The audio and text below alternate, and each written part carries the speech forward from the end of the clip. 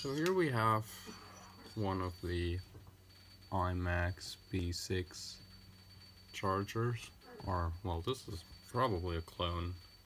It's not from SkyRC or anything, so it is a clone.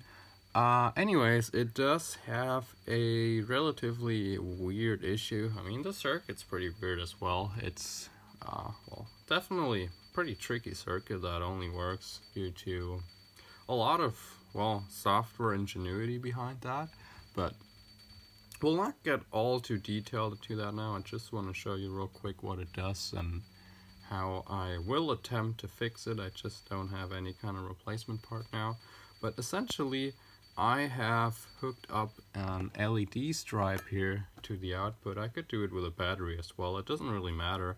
The thing is, I remember that in its working state I could actually attach LEDs to the output and it would work. Not in all modes, not in like lithium mode or something, but well, let's go nickel cadmium. That definitely worked because you can basically start from a totally 1 volt discharge battery to start charging it, so it wouldn't actually, you know, detect whether or not there's any voltage on it.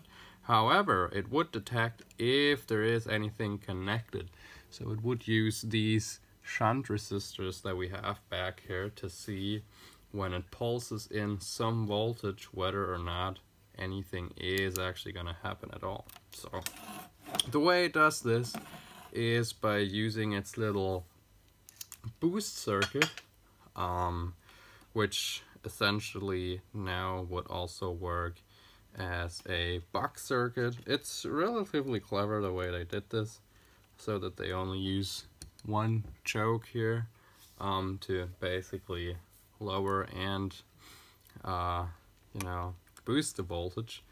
But it's funny actually. So let's see, this is basically the capacitor of the boost circuit output or buck circuit output. It's basically both. Anyways, we can see just 1.6 volts in there. There's not a lot, and actually even with nothing connected we should get some voltage on this. Just real quick, it should spike up. So it would basically charge this capacitor to whatever voltage, just a little bit, and it would also then enable this little MOSFET here, which basically enables the negative output terminal, to then again, it would just pulse this and it would basically measure through those shunts whether or not we do have any current flow, what is connected, what's the voltage on the output, and all that kind of stuff. It's pretty clever. It all does that through software and pulsing and, you know, measuring and all that kind of stuff. It doesn't really matter now. As you can see, it says connection break. Well, nothing was connected, so it couldn't measure anything through those shunts. However, we should have gotten some voltage on this capacitor, which we didn't, and this leads us to the essential problem. No matter what we do, we always don't have voltage here on the output, or we always see the connection break. I can connect a battery, I can connect all kinds of batteries, I can connect batteries with their balancing leads up there. It doesn't matter, it's just gonna show me connection break all the time. So what's the issue? Well, obviously our buck circuit doesn't work. It doesn't get voltage from the input to this capacitor. So if we kind of trace this path along a little bit, we know that there's this little P-channel MOSFET, and we are going to measure, well, we can leave that attached. Oh no, we can't.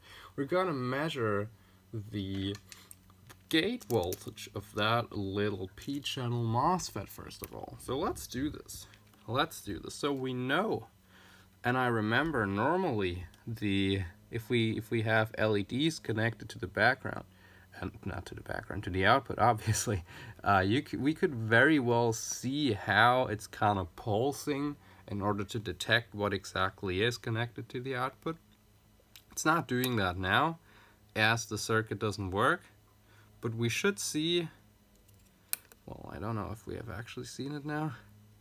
I'm not in my actual shop here, so it's it's a little bit improvised, everything. But yeah, we could see we had a little spike up there. It just wasn't quite as visible as I would like to. I've seen it better before. So let's try that again. Yeah, you can see something. So basically, yeah, there you are. So we had about a volt at least. It was probably more. It's kind of pulsing, you know, it's doing the PWM and high frequency in order to get the stroke running.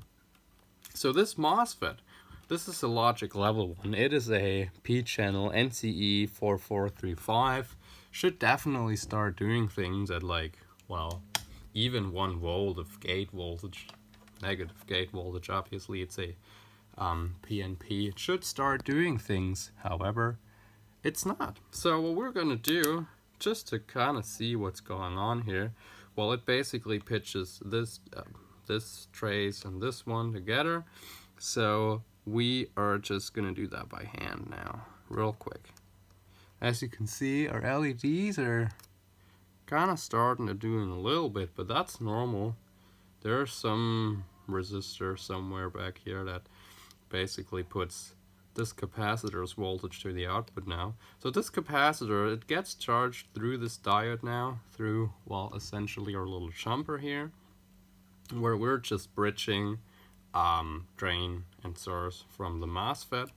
So if I start doing this now, well, you can see our LEDs turn on. We do actually get correct voltage readings here, and the amperage reading is wrong, basically. So it doesn't matter what we set here now. It's also interesting, so just for fucks, let's do that real quick. So normally when you set something here, it's just gonna, well, basically change the duty cycle by software so that we don't get more voltage than that at the output. It is going to kind of check with these shunts here, but again, it's all happening through software. So this boost buck circuit here, it cannot necessarily directly regulate any kind of voltage or current or even what it wants to do in general. It's just measuring and compensating and doing all these things in software. So there's another MOSFET which can short this out in order to basically get spikes it uses for boost with this diode here. But you know, just to kind of show you real quick, it looks like we have a blown MOSFET. So yeah, we could also just try and directly connect the gate with an external power supply. I don't think that that's going to do anything, but let's just try. Alright, so I got a little power bank here, just 5 volts USB, totally fine for a logic level MOSFET. So what I'm going to do is I'm going to connect this gate here. Let's just kind of, whoops, made a short. Well, that wasn't very helpful, but not a problem, not at all. So we can see when we shorted the MOSFET, our LEDs already started to kind of do something. And now, oh wait, we do actually get something. Oh, that's interesting, actually. That was really interesting. I don't know what just happened, but it kind of did something, I guess, which is weird. Let's just try that again. Okay. Well, that's different. That's plenty different than it was before. So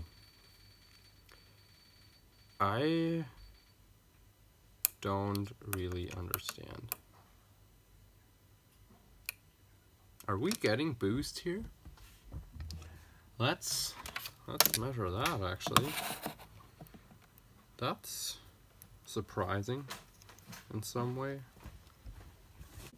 Alright, so we do have 4 point something volts on here now. Let's try injecting our gate voltage here again. But I don't really expect this to... Oh wait, I made a short. No, I didn't. Don't really expect this to... Well, can I just tap that into here maybe? Nope. Hold on. Alright, this should be just a touch easier. So I'm gonna just... Hold on, turn on the power bank again. Alright. And gonna inject 5 volts here at the gate again. You can see voltage is slowly rising. So maybe this MOSFET is just kind of broken. I don't actually know.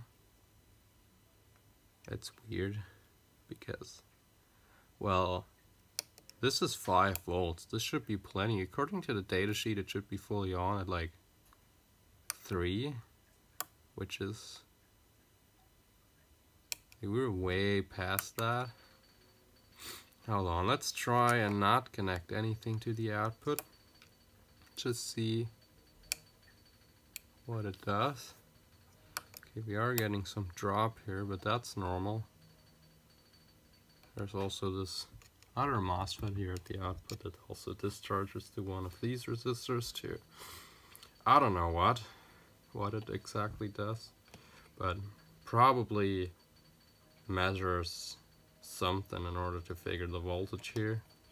Anyways, yeah, so we can see with this gate voltage applied, we kind of get something, and it almost seems a bit normal. It's I don't know, man. It's regulating somehow, but not really, which is weird, but okay, never mind. I think we have to try and replace this MOSFET, as it doesn't seem to be quite as sensitive as it's normally supposed to. And yeah, we'll see if it's gonna work then again.